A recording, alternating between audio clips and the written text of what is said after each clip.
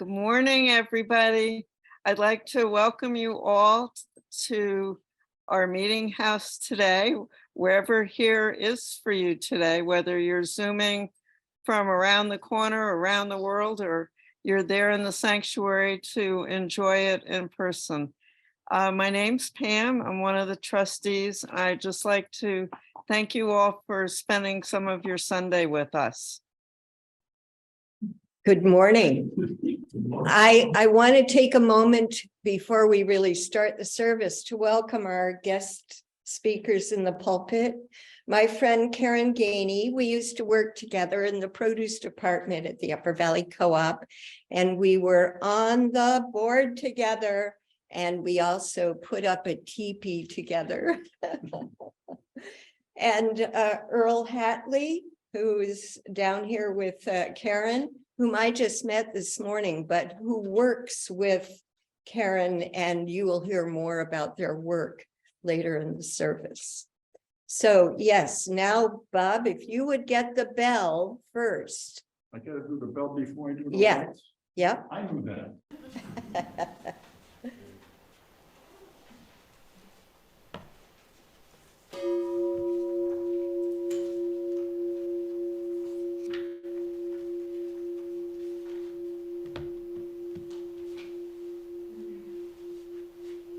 And as Bob lights the chalice, these chalice lighting words from the Passover Haggadah.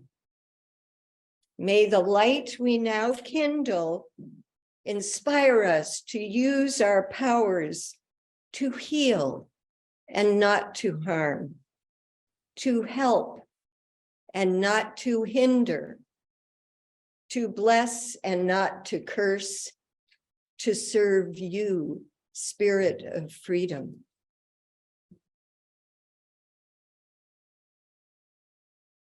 Okay, and for opening words,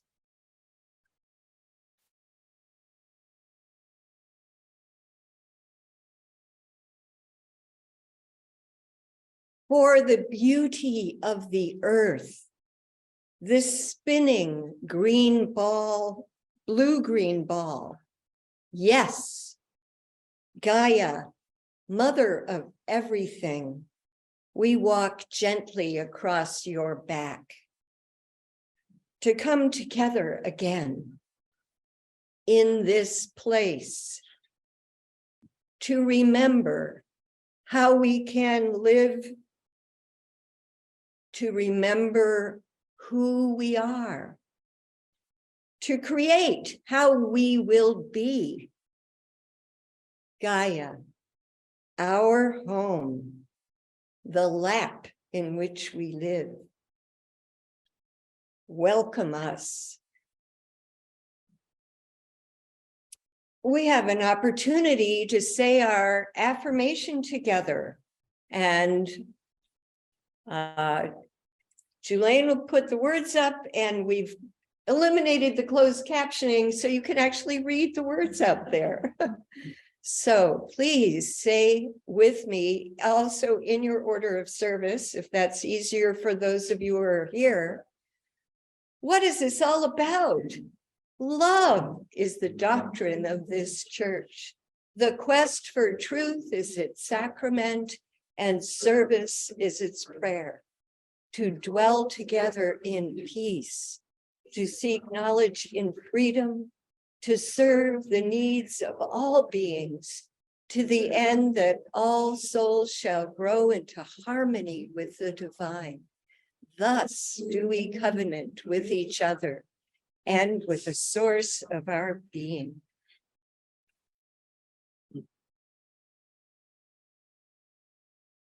We have an opportunity now to listen to Bill's music again as we receive the offering for the ongoing work of this congregation and food for the family center.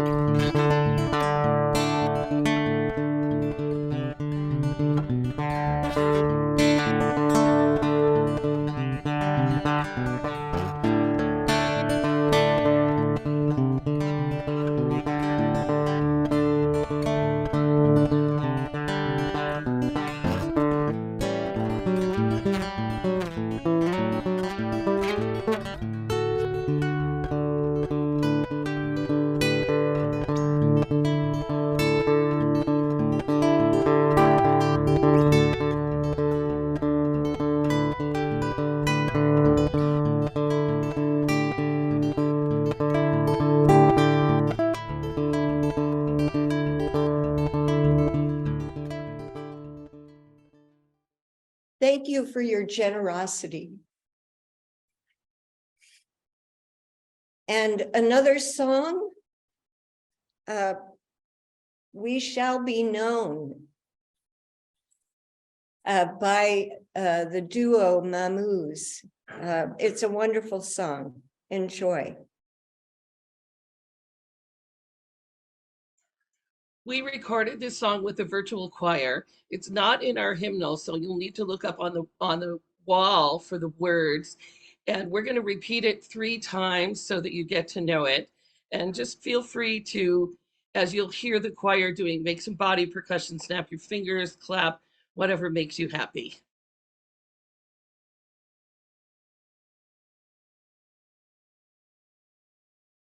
We shall be known by the company we keep, by the ones who circle round to tend these fires.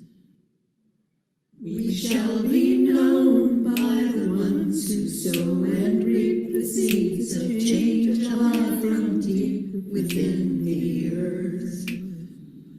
It is time now. It is time now that we thrive. It is time we lead ourselves into the well. It is time now, and what a time to be alive. In this great turning we shall learn to lead in love. In this great turning we shall learn to lead in love. We shall be known by the company we keep, by the ones who circle round to tend these fires. We shall be known by the ones who sow and reap the seeds of change alive from deep within the earth. It is time now. It is time now that we thrive. It is time we lead ourselves into the well. It is time now, and what a time to be alive. In this great turning we shall learn to lead in love. In this great turning we shall learn to lead in love. We shall be known by the company we keep, by the ones who circle round to tend these fires. We shall be known by the ones who sow and reap the seeds of change alive from deep within the earth. It is time now. It is time now that we thrive. It is time we lead ourselves into the well. It is time now, and what a time to be alive. In this great turning we shall learn to lead in love. In this great turning we shall learn to lead in love.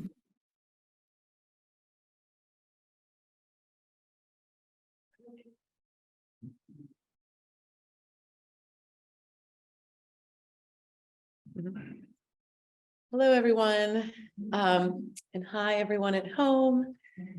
My name is Karen Ganey, as Sharon was saying, and I'm grateful to be here and meeting you all and talking to you a little bit about Yeah. I want to interrupt and just say, if you want to say hello to the Zoom people, look right Oh, here. okay, good. I don't have to Okay? look at this. Yeah, we look up there because we see them there, but Okay. that's, yeah. Sounds good. Yes, I appreciate the orientation. And so yeah, I'm really grateful to be here to talk with you about some of my life's work and passion in working on behalf of the earth and on behalf of social justice. What it says in the program are there's two kind of organizations that I work with. And one is I have a small business that I started about 8 years ago. It's called Permaculture Solutions. And I'm wondering if anyone in the room or at home has heard of what permaculture is. Okay, yeah. So it's for those that haven't heard of it, it's basically a process of working really with nature in being informed by nature to design systems. And often that's applied to gardening systems. And but it can be applied to any system, any kind of social or political system or educational system, because it's a holistic framework. And the three ethics at the center of this framework are earth care, people care, and fair share. And this isn't, it's not a new framework, but it was kind of brought to our modern world by an Australian biologist. But it's really deep rooted in traditional ecological knowledge, in knowing, because what we know is that Australian biologist Bill Mollison, who brought this to the larger world, really studied with indigenous peoples around the earth. So it's not a new way of doing things, but in some ways it's a return to a balance. And so I studied, I went to my undergraduate education in Washington State, and I did a self-designed degree called Social Engagement in Environmental Awareness and Human Rights. And I was really kind of interested in learning about where are we at, where have we come from, and where are we going in terms of our relationship to the earth, and what can we do to change the tide of climate change. And so when I learned that industrial agriculture was one of the lead contributors to climate change, I really started dedicating myself to permaculture and environmental activism.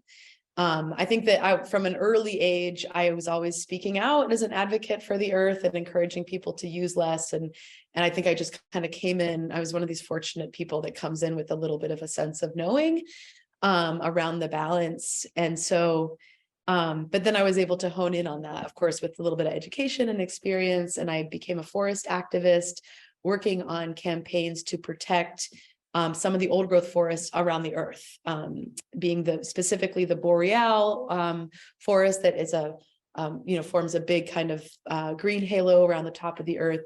And then the Amazon, of course, which is an incredible carbon sink and really important. And there's an inland temperate rainforest. A lot of people don't know about it, but it's really important for our ecosystem, which is about 11 million miles, and it runs northeast out of Idaho into British Columbia. So I was working on kind of protecting these incredible ancient trees. And then I got into, from there, I got into studying sustainable agriculture, because I felt that I needed an energetic shift around what I was saying no to, and then what I started saying yes to.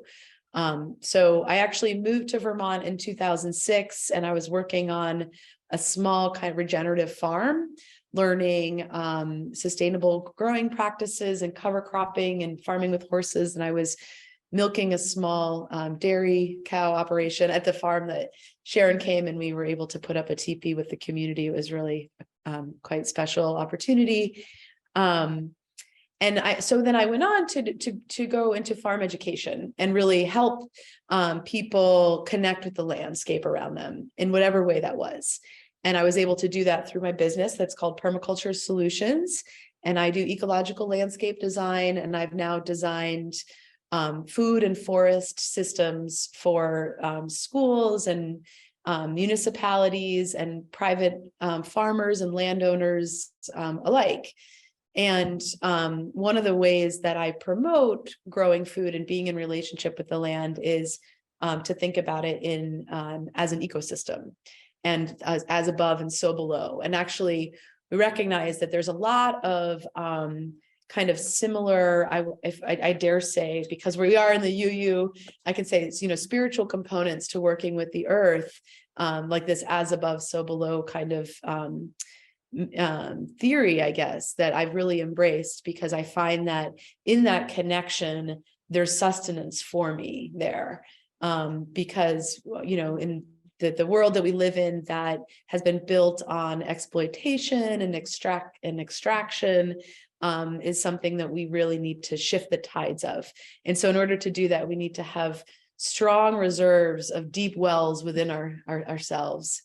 This is something that I kind of, when I teach to children or adults, I really try to weave in these principles, because I do feel like we're living in times of reconnecting. And, we've separated ourselves, we've othered ourselves to the point of exploiting ourselves and our environment. And this time is about that pendulum swinging back into a place of balance and connection. So from farm education, I learned about, I did a number of things as a community organizer. We started a transition town in White River Junction and started doing workshops and showing movies about, how we can shift from fossil fuel technology to regenerative technologies. And eventually kind of grew into learning about the movement for a just transition. And I feel like, with the tools of permaculture and just transition, and then working with indigenous populations to bring in traditional ecological knowledge, these are kind of the pillars that we need to stand on to move forward in this work of reconnecting. So I helped to start an organization called the Regeneration Corps, and we are a small staff of 4 people, but we work with a larger collective that we call our mycelium meets.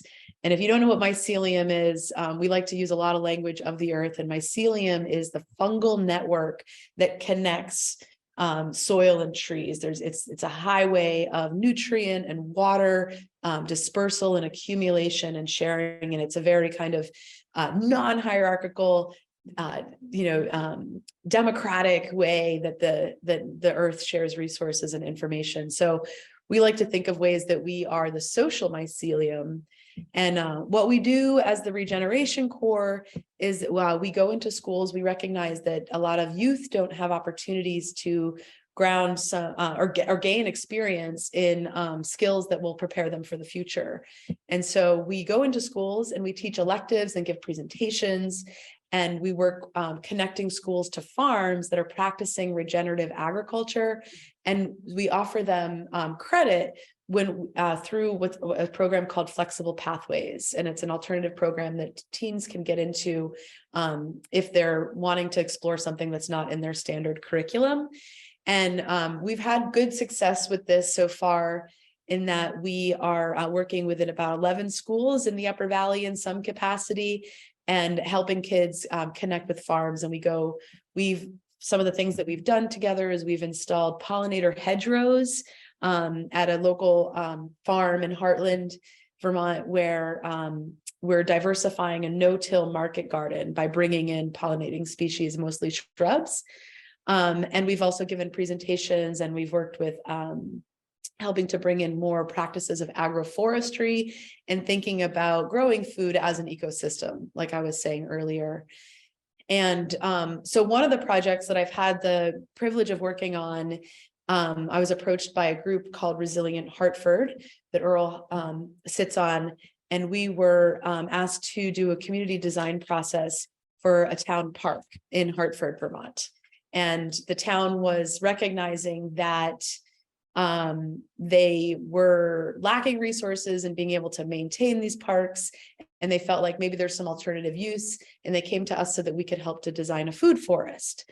So this is integrating trees and perennials and medicinals and flowers all together. And so we actually just had our meeting. I think we're about almost 3 years into the project. And we're complete of phase 2 of our planting, which has involved planting fruit trees and nut trees and perennial guilds. And as a part of that project, Earl, as a member of the Resilient Hartford Committee, has been working on setting up an Abenaki garden. And there's a need for people, the Abenaki or Abenaki, you'll hear both pronunciations, for food and sustenance and heirloom crops, and that are grown in a good way and balance with the earth, that are nutrient dense. So we combined forces, and we're able to have an Abenaki garden at our what's called our Clifford Park Food Forest at this town park. And since then, Earl and I started working together pretty closely because there were some other opportunities to have an Abenaki garden in another neighboring site in Ottauquechee. And Earl's going to talk a little bit about that. And we've been establishing a garden site there where all the food will be grown and given to families. So it'll be traditional food grown in a traditional way. And so I really feel like this work is a part of, like I said, returning to the balance. And I'm just really grateful to share it and talk with anyone that wants to hear about it and learn about it. And that's kind of my segue into introducing Earl. And I'll say that, when Earl and I met, we were in kind of committees and meetings, and we're talking a lot about, obviously, like, what species are we going to grow, and how do we design this like open canvas of a park and start diversifying it into a food forest. And then slowly we kind of started going to doing different events together and getting to know each other, and come to find out, Earl and I have traveled to a lot of the same places on this earth, and we've kind of had this similar weaving. I came a little bit after, I think, I was born in the 80s, and but I feel like when we start working together, there was a synergy that took place. And it's so strong and poignant that I thought we must have known each other, in the 70s. And maybe I was around in those times, and I don't know how everyone feels about reincarnation and whatnot, but I believe that we're here to accomplish a mission, and we all have a special seed within us. And I'm sure you all have. I'm sitting in a room of elders that I say very respectfully and sincerely and I'm sure you've all been able to nourish that seed in yourselves. So I feel like this work can oftentimes serendipitously bring us together with the people that feed us and that encourage and inspire us along a path that can sometimes feel very thankless and lonely.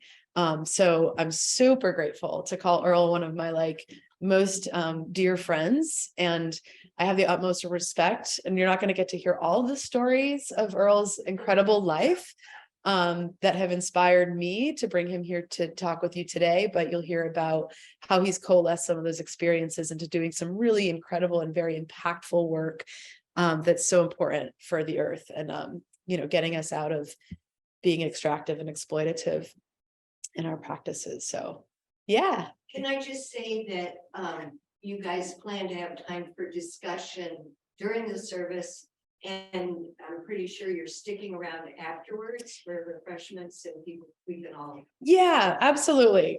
The dialogue does not have to stop here at all. This is just a brief intro, and we hope that we can carry on dialogue, and that hopefully you'll have some good questions for us too. Yeah. So Earl Hatley.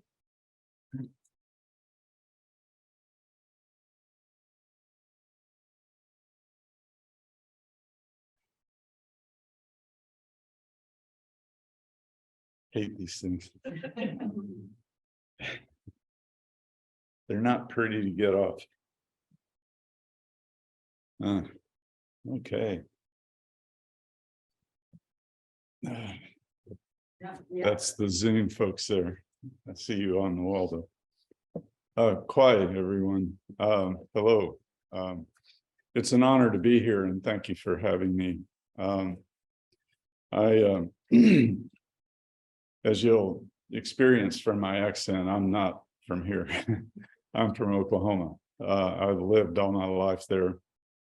My father was Shawnee and Cherokee.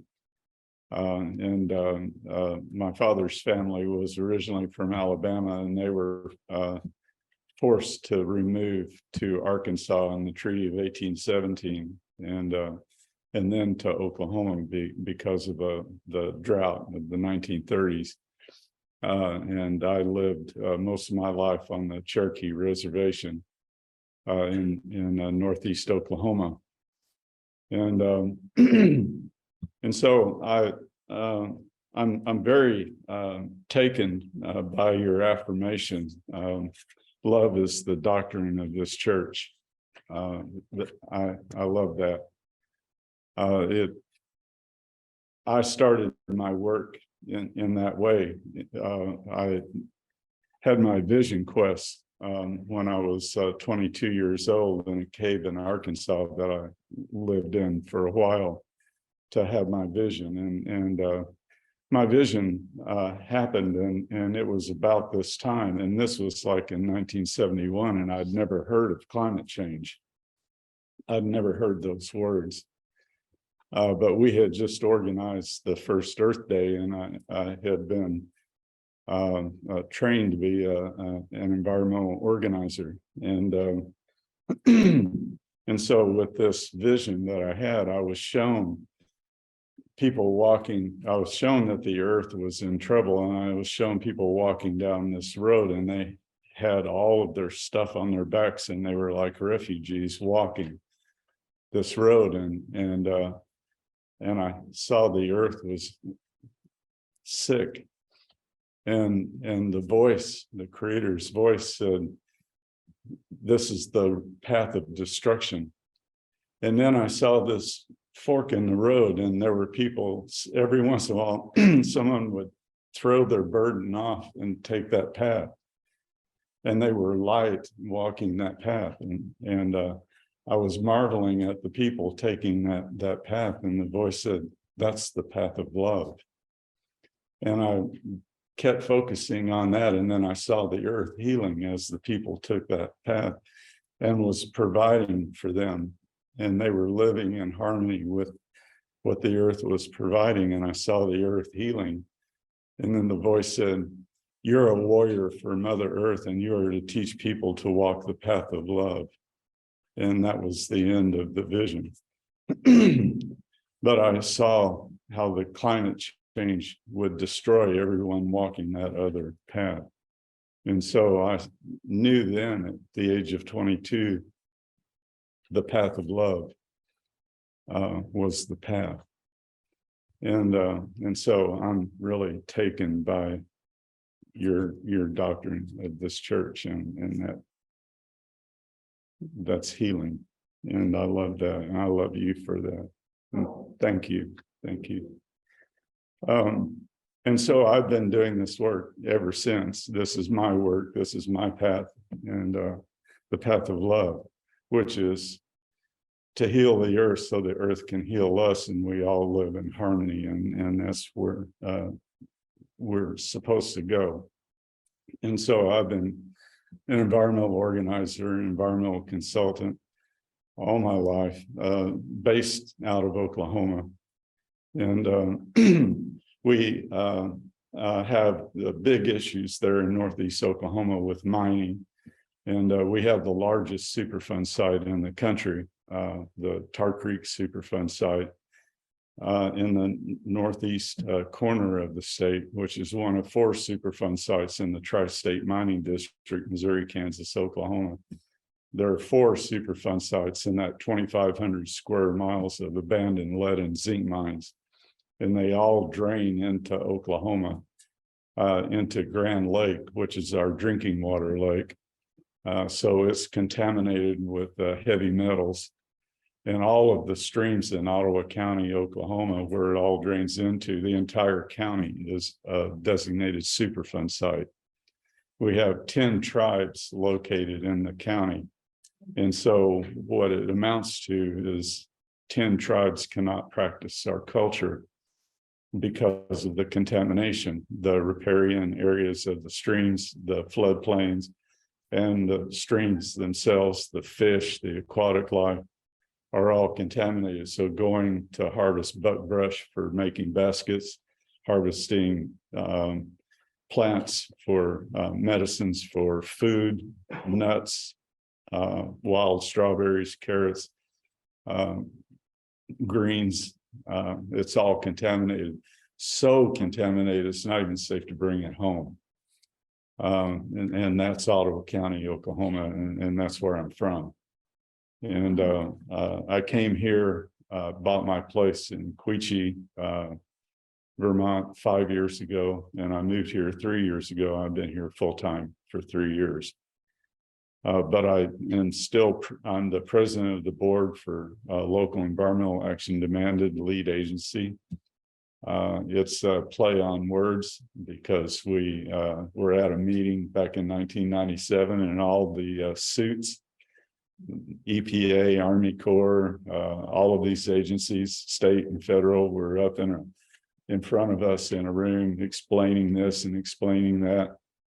But we were so contaminated. One man stood up and said, "Who's the lead agency in charge of all of this? My place is contaminated and you promised to fix it years ago." And nobody said anything. And one of my partners, she and I co-founded lead agency, leaned over to him and said, "We'll be the lead agency." So that's how we did our name. And also lead is the primary contaminant of concern for the site. So lead, lead, there you go. We like to play on words like that. And so lead agency is the environmental justice organization for the entire region there now. And we're 28 years old.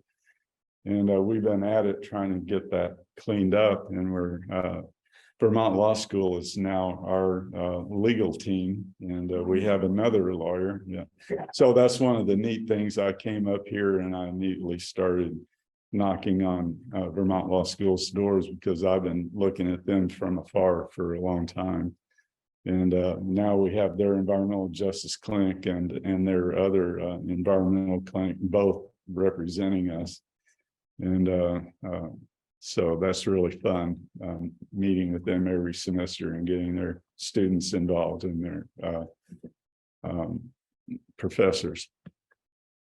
So Vermont, Oklahoma, a great connection. My mother was Abenaki, Abenaki from Canada, and both her parents' families migrated to Vermont at the turn of the century from the Ottauquechee area up there and came down to Vermont, and then later to the Garment District in Rhode Island.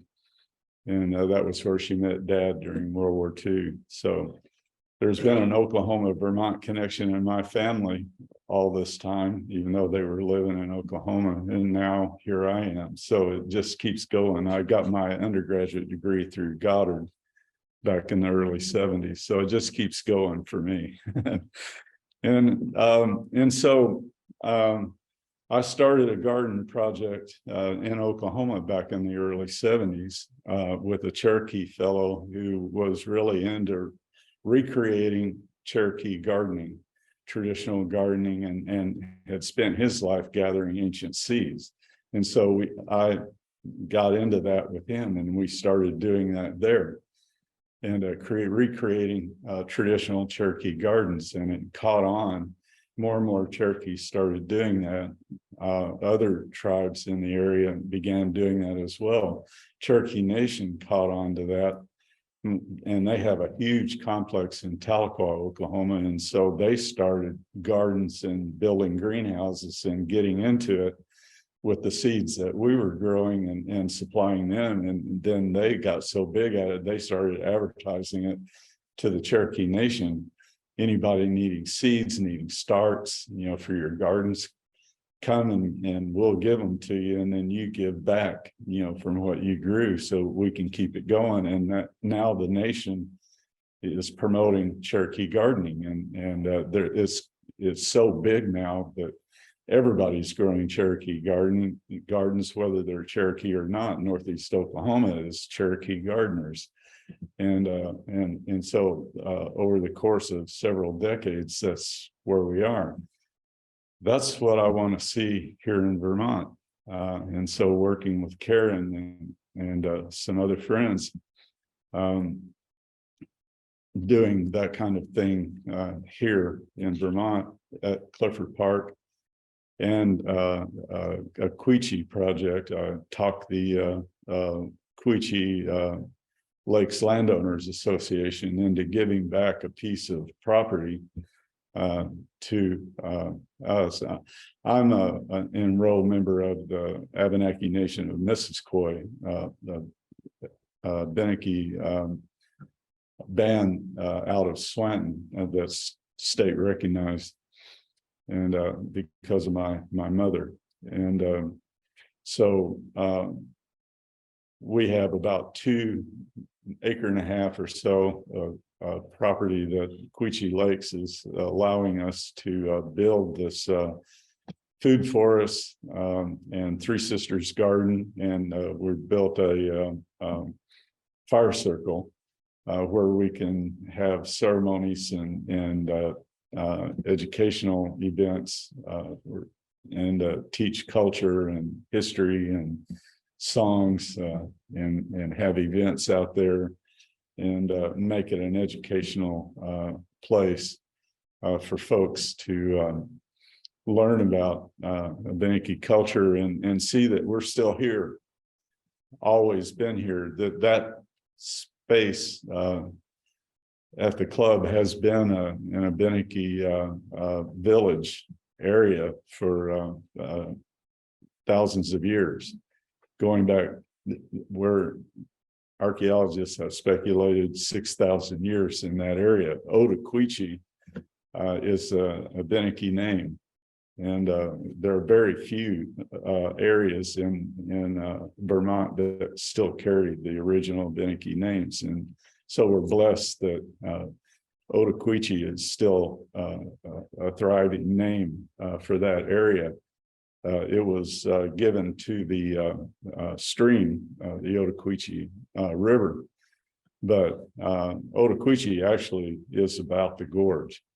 It means our place where the land falls, and that was the Abenaki way of describing the gorge. So Ottauquechee is about our place where the land falls, meaning our place by the gorge. And that was Ottauquechee. Everyone in Indian country, when they heard Ottauquechee, they knew it was the gorge, our place by the gorge, meaning our village, we live by the gorge, and Ottauquechee. And so our garden project is by the gorge. And so we created a organization called Ottauquechee Water Protectors Association. Karen is on our board, and a couple of others, and we're doing this project. And the food from the project will go to needy Abenaki families in the Upper Valley area, and any other food that's not that's left over will go to the Missisquoi band up north to the food pantry there. And otherwise, it's an educational project for everyone, and working with the local Coasec traditional band of Abenaki Nation, and they're also helping with the project. So we're getting seeds donated from the Coasecs and the Missisquoi for this project. So that's basically what's going on. I'm a co-chair of the Western Mining Action Network, which is an international organization of folks that are dealing with hard rock mining in the US, Canada, and Alaska. There's roughly 400 nonprofit organizations and tribes involved in this organization. About half are native, and so we have an indigenous caucus, which I also chair. And we're, like I said, we're dealing with these mining issues. And I was a river keeper for the Grand River watershed there in Oklahoma for 18 years. Lead agency in contract with the Waterkeeper Alliance for the Waterkeeper projects. Last year, we hired someone to take my place as the river keeper. And we also have another water keeper with lead agency, the Tar Creek Keeper. So lead agency has 2 water keeper programs that I supervise from the board as president of our board. And also I'm on the Waterkeeper Council for the Waterkeeper Alliance, which is the governing body for Waterkeeper Alliance. We have over 350 waterkeepers in 47 countries around the world. So yeah, I'll stop there. And yeah. Time for discussion. Yes, yes. So I think we can have questions there. Yeah. great. I can keep my mask on. Thoughts or reflections, or we'd love to hear too, of projects that you're involved with that might relate to anything that you've heard. Wow.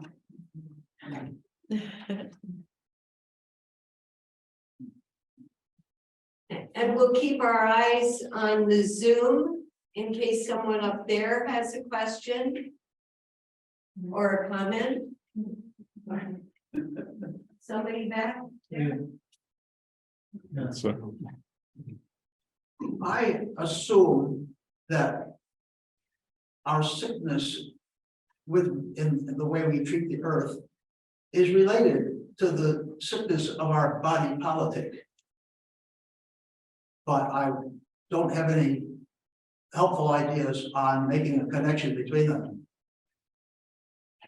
You have any thoughts about that?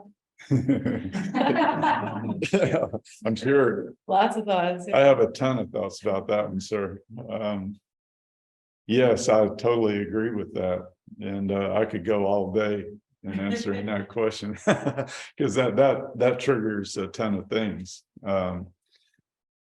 I could start with the removal of my father's people from our homelands in Alabama, for example, or the eugenics program that on my mother's peoples in Rhode Island when she was 10 years old, and they passed the eugenics law there.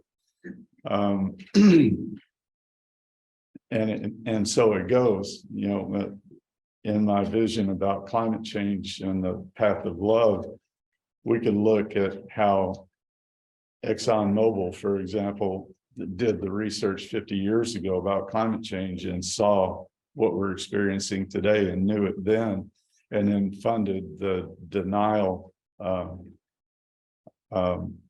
program, funding politicians and scientists to block our path to fixing this through a campaign of denial. And then now that no longer works, it's a campaign of delay. Yeah. And delaying the legislation that we need to move forward to solve these problems like climate change and the transition to renewable energy systems. And like Superfund site cleanups, you can see the delays there and the slowness.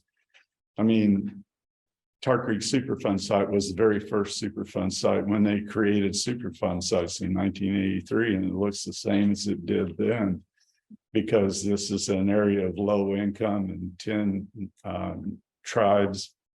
The state of Oklahoma doesn't want to spend the money, and so they're encouraging the EPA to not spend the money, and so nothing happens. Yeah, I can go on and on. I can spend a lot of your time talking about that. Yeah, but there's 1, 2, and then okay. Well, Go, or you, I don't know who put their hand up. Hi, I'm Tony Streeter, and I was wondering if when we were talking to schools, if you had approached Springfield, the tech center here, they have a wonderful program for agriculture and forestry department. And when I first moved here, I attended there. It was wonderful. Yeah. I live in a pine forest. We have a lot of land, and I would like to spend some time talking to you about your projects. I've been thinking of permaculture for a long time, and I would like to seek guidance on that. Maybe we could talk about it Sure, yeah, I'd be happy to talk with you and we haven't worked with Springfield directly yet, but we would love to, you know, I think. Okay.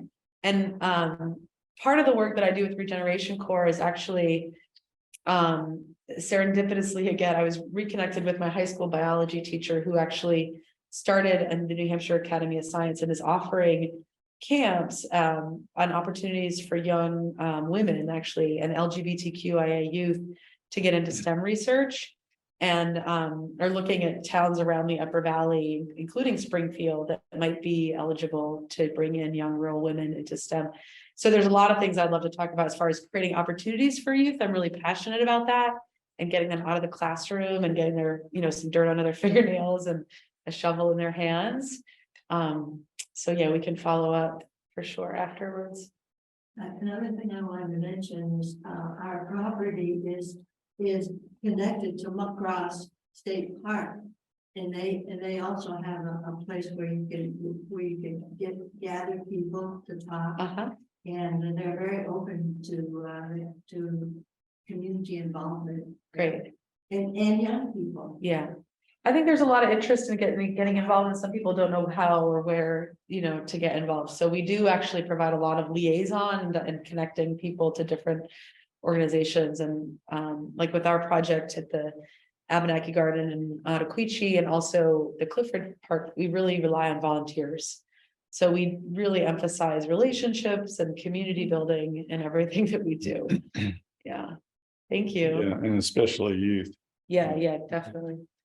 Yeah, I was just wondering about like cover crops, and could you speak a little bit about that? Because I've been hearing about it, but I don't know a whole lot about it. Yeah, You know, absolutely. You want me to take that one? Go ahead, yeah. Or you? Well, I mean, one of the places that we've actually implemented using a lot of cover cropping is at the Abenaki Garden site, because we're in a really unique situation there where it's a floodplain. Sorry, I can move into that. And it's a floodplain, so we can't, there's an engineering kind of state regulation that you can't bring in more volume material to your floodplain.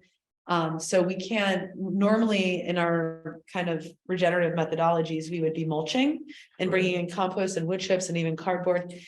We haven't been able to do that. So one of the ways that we've gotten around that is by cover cropping. So there was a plot that was tilled, and then I actually don't know. I mean, I do know a lot about cover cropping. I can't remember the exact mix that was seeded there. Oh, yeah. It was like I can't remember it all either. Rye and peas. Rye, peas, oats. Maybe radishes. Radishes are really good for breaking up the soil and kind of loosening it. God, it was a rich mix. And Yeah, probably buckwheat. remember It all was stuff. buckwheat. Yeah. And so we kind of like used what we had, very like low budget kind of situation, but we did a light till.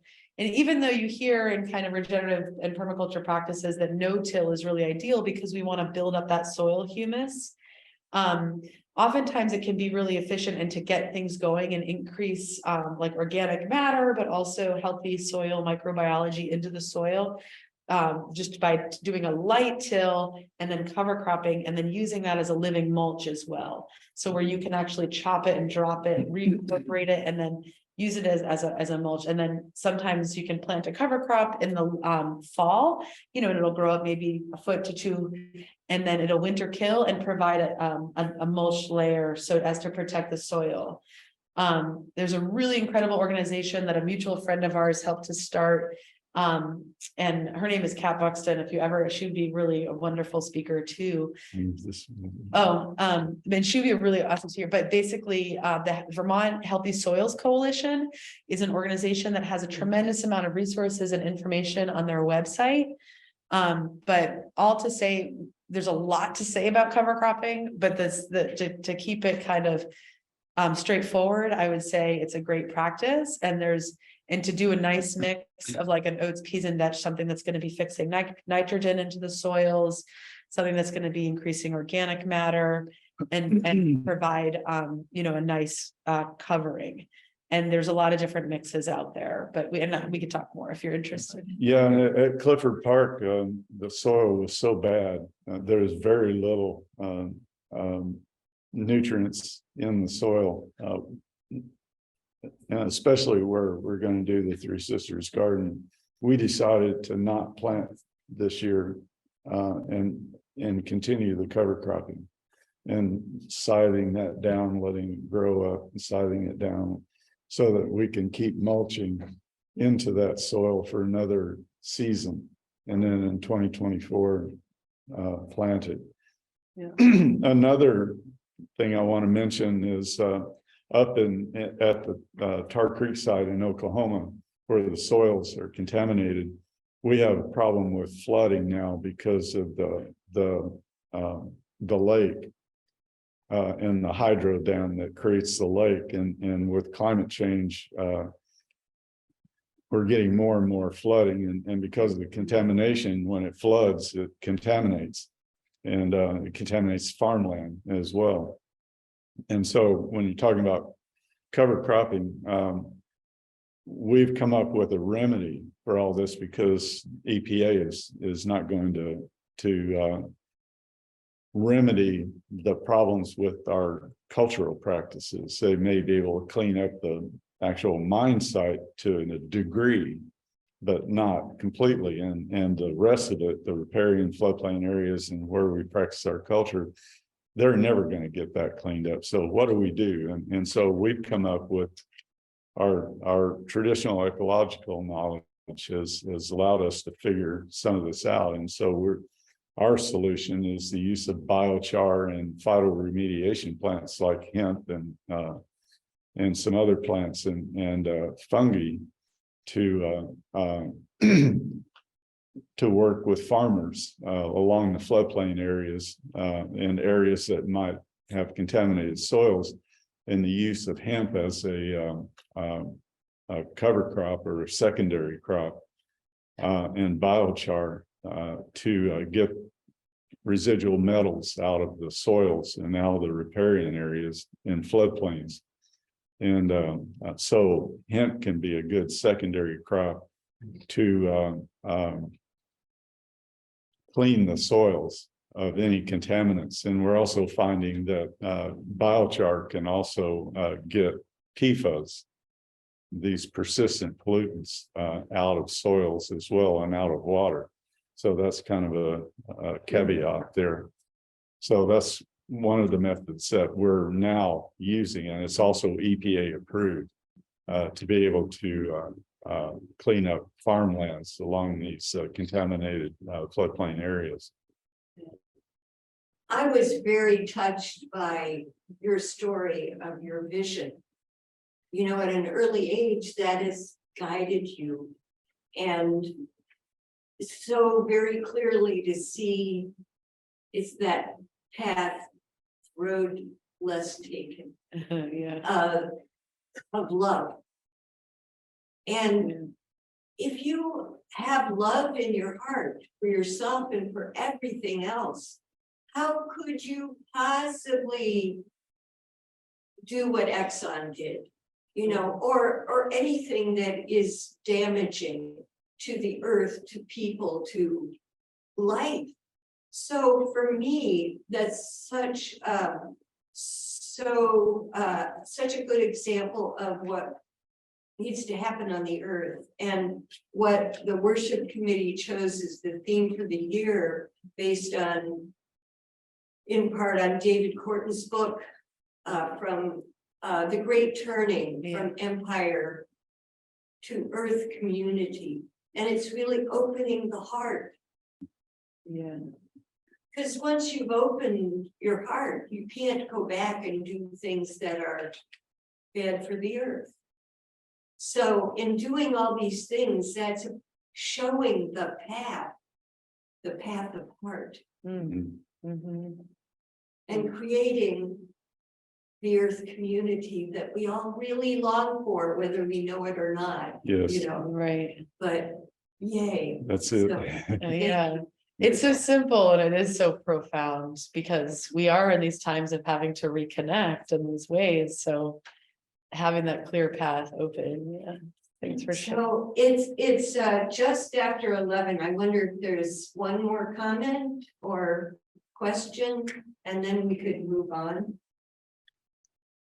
Okay, I guess people will hold it for, Okay, thank you. Thank Yeah. you. and you stay up. Oh, right, we're reading. Yeah. Thank you.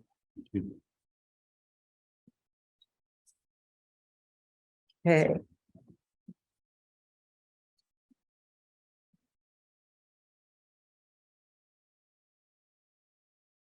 I think we could take our mix Okay, up, I then they I can. don't want to give you my little bug. Y'all have heard this before.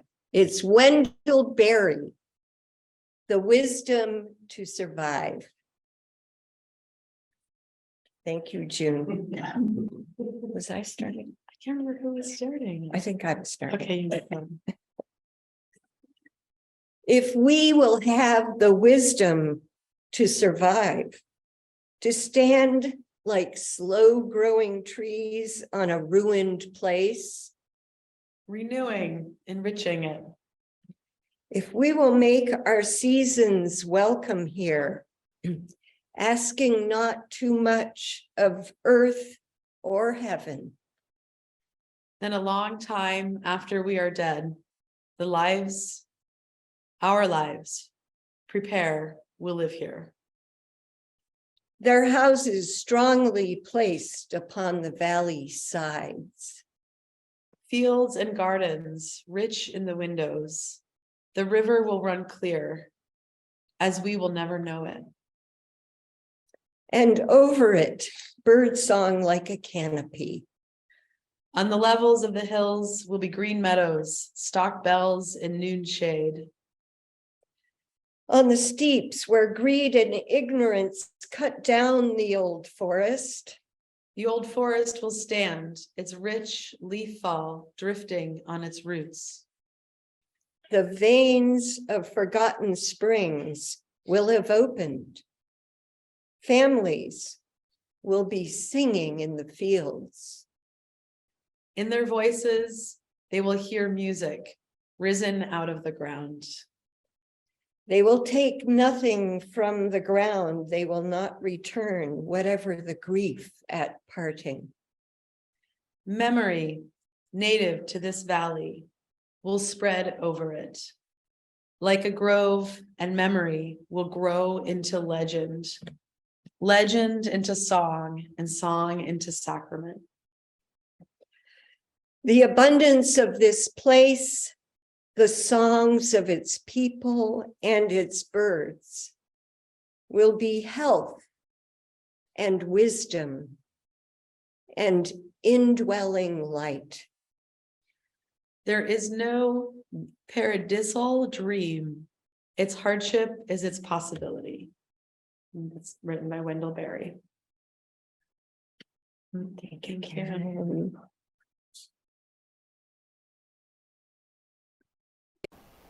And